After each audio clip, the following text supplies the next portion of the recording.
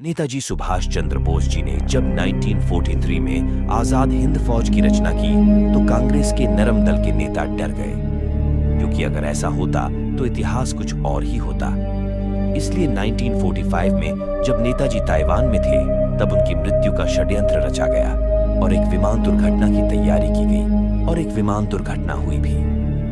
सबको लगा कि नेताजी सुभाष चंद्र बोस उस हादसे में मारे गए, पर ऐसा नहीं हुआ।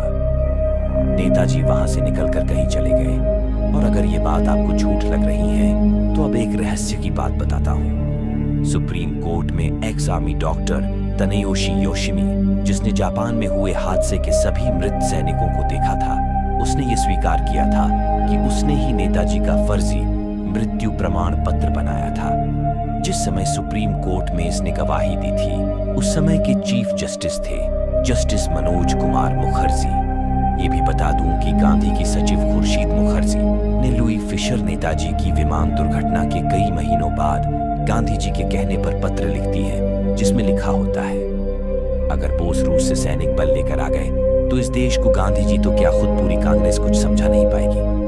अब आप सोचिए कि यदि सुभाष बोस यदि मार गए थे तो खुर्शीद मुखर्जी को कैसे पता था कि वो मरे नहीं, और उन्होंने गांधी के कहने पर लुई फिशर को पत्र लिखा था।